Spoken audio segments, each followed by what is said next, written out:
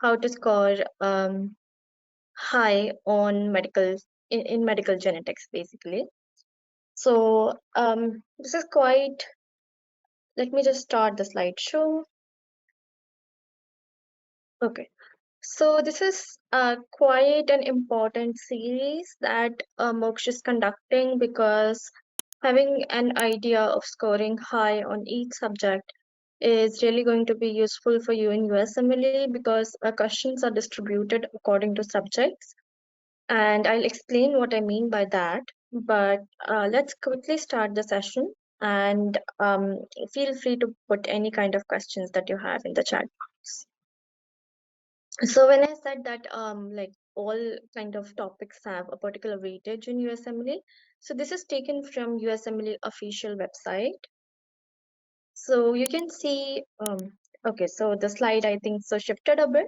So that is why, but you can see genetics has like a 5 to 9% of weightage in the exam. So when I say 5 to 9% weightage, you have to understand that there are 40 blocks 40 questions, 7 blocks in USMLE exam, which means you have like around 280 questions. 5 to 9% of 280 questions means that 14 to 25 questions in your exam are going to test your knowledge of USMLE. Basically, test your knowledge in genetics in the exam.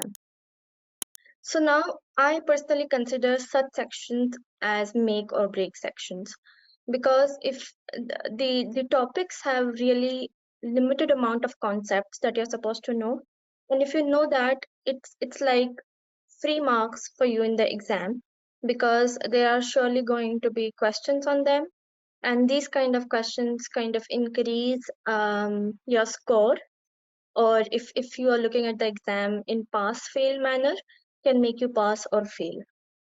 So that's why it's quite important to give attention towards such topics because although they contribute like less number of questions in the exam, their knowledge are going to their knowledge is going to make you kind of stand out in the rest of the pool.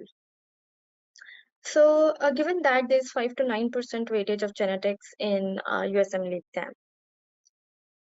Coming to next slide. Now, what to study for genetics? So there is like a 5 to 9% weightage that is going to be there in the exam. So what should you study for that? For those 14 to 25 questions, how should you study so that you get really good score?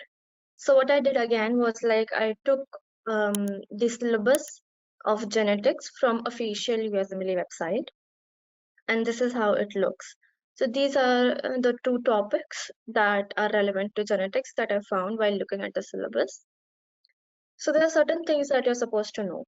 The first is like you're supposed to know pedigree and how inheritance pattern are there, then Hardy-Weinberg law, then genetic mechanisms, which mean like penetrance, genetic heterogeneity, then in terms of molecular biology, you're supposed to know about replication, transcription, translation, and stuff like that. So this is a brief overview of what you're supposed to know. So generally what we tend to do is like we tend to like study more many times, but like questions are um, quite based on the syllabus or the content that is given on USMLE website.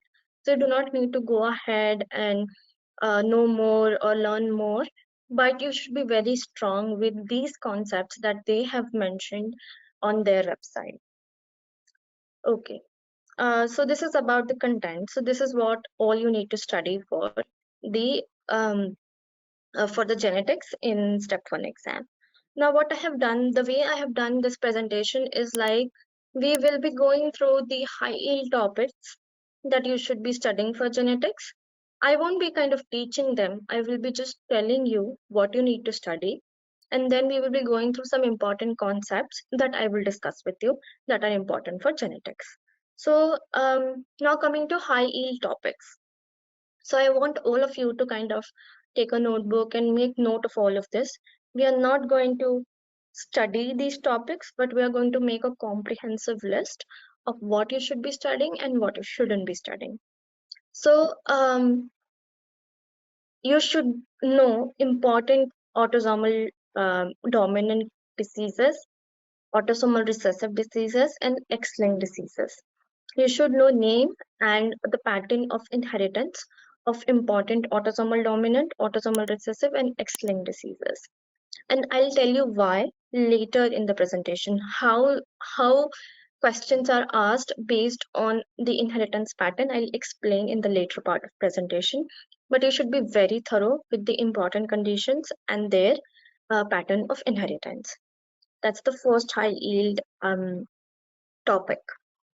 Next is you should know about DNA repair mechanisms. So I have taken screenshot of a material here just to give you as an example. But believe me, you are going to get at least one question based on whatever is present on the screen. So this topic specifically, I didn't pay a lot of attention initially to this topic. I was like, this is very theoretical. But when I started solving questions, there are sure short one or two questions in your exam that test your knowledge about DNA repair mechanisms. So the way the questions are framed are basically they will give you an entire mechanism of how the repair is occurring, and they might ask you what kind of repair mechanism is this.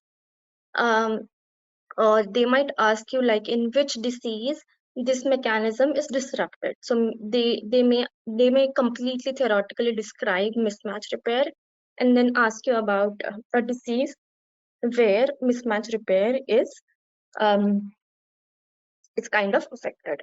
So this is how you have to study DNA repair mechanism. So this is second topic, which is like extremely important. You are going to get one or two questions in your exam based on DNA repair mechanisms.